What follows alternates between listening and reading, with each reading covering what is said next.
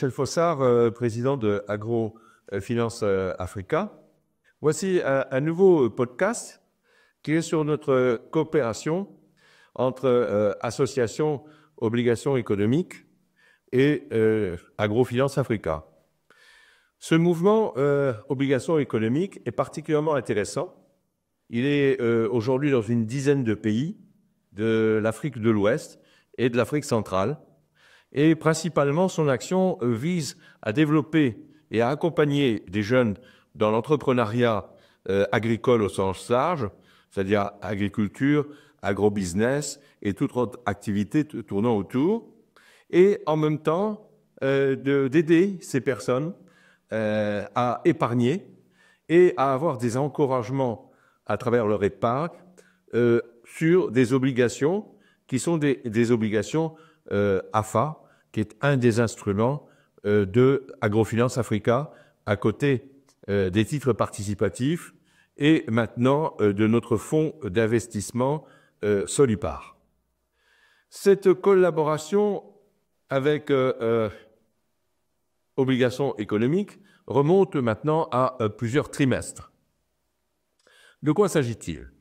En fait, nous nous sommes rendus compte qu'à travers de nombreux pays de l'Afrique de l'Ouest et de l'Afrique centrale, des jeunes diplômés ont parfois une incertitude pour trouver le job qui convient à leur formation et en même temps, ils sentent cette nécessité de s'impliquer totalement dans la modernisation de leur agriculture.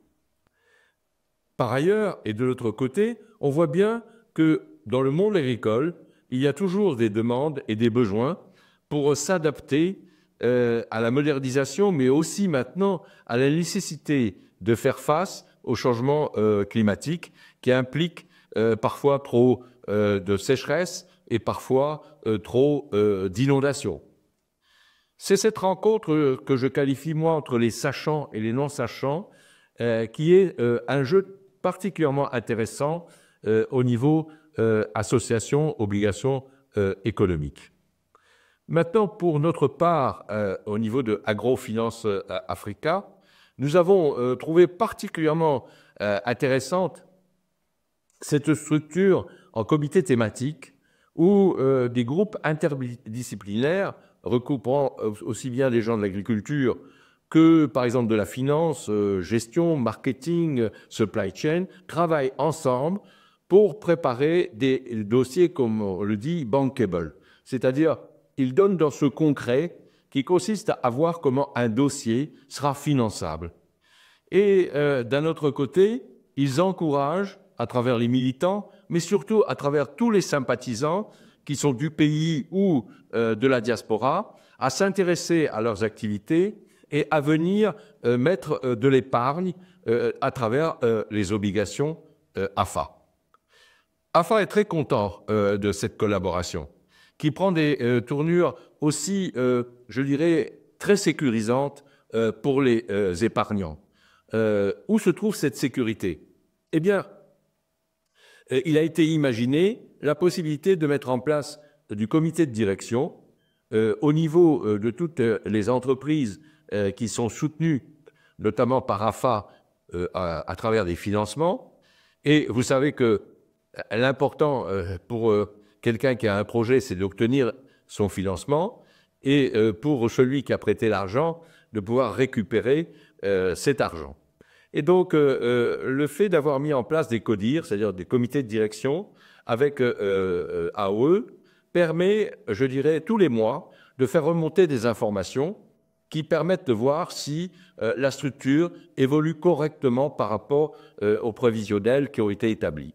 Et si ce n'est pas le cas, de faire appel aux équipes experts de Agrofinance Africa pour voir où est le problème et comment il pourra être résolu, tout en donnant encore la liberté aux dirigeants de mener son action au quotidien et en faisant confiance aux experts d'Agrofinance Africa pour redresser la situation là où c'est nécessaire. Moi, je dis un grand merci, en définitive, à tous ces jeunes qui ont un enthousiasme, qui ont une volonté de faire évoluer les choses dans l'agriculture de demain, c'est-à-dire pour les 10 prochaines années. La déclaration de Kampala, qui date de janvier 2025, indique très clairement les enjeux, indique très clairement les objectifs qui devront être menés à la fois en augmentation de la production agricole, on nous parle de 45%, ce qui est quand même énorme, aussi des investissements qui vont être faits ou qui doivent être faits dans les secteurs agricoles africains, on nous parle de 100 milliards de dollars, tout ça, ce sont des enjeux où la jeunesse, à travers tous les AOE du pays et aussi du continent, veulent participer et apporter une contribution utile. Merci à tous ces AOE et longue vie à la coopération entre AFA et AOE. Merci beaucoup.